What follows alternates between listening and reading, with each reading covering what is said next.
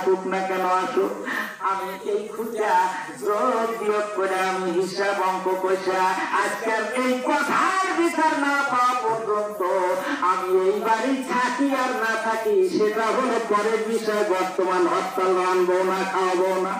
ঠিক আছে সোনার ভাইরা, বন্ধুরা আমার, হরতাল ডাকছে কোথাও কয় না। আলীর পকেটে এখন টাকা থাকেন না থাক, বইয়ের মন খারাপ হয়েছে, হরতাল ডাকছে মন সন্তুষ্ট করার জন্য।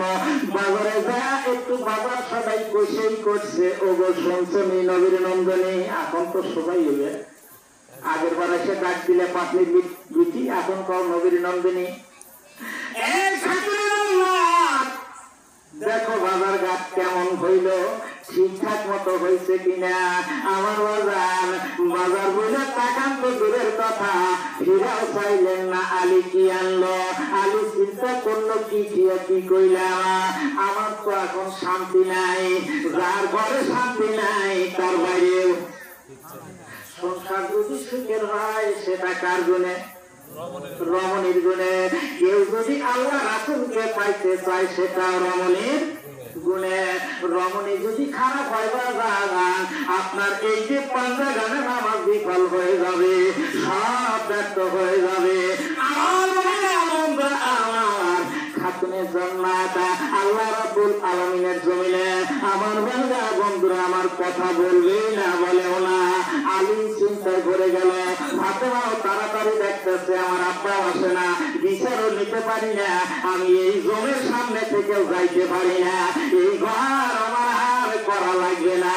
আমার আমার যথাবর্ণ তথা তেপান্ন আল্লাহ রাসূলকে স্মরণ করতে না করতে আগমন ঘটলো। ফাতেমা সালাম দিল, কিন্তু আগের মতো না, অসন্তুষ্টজনক, খুব নরম মেজাজের সালাম।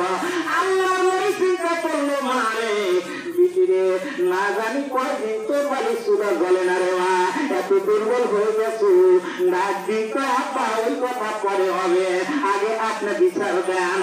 আমি এই বাড়ি থাকবো না, থাকবো না। আপনার কাছে এতই বেশি হয়েছিলাম, আপনি যা করতে গেলেন না যেখানে সেখানে আপনি আমাকে বিয়ে শাদী দিলেন। আল্লাহ নবী ডাক দিয়ে কয়, মা ইসলাম শান্ত হও, সুলতান না হয়, স্বামীর জন্য বাবার বাড়ি যা, বাবার কাছে করা হারাম হারাম হারাম।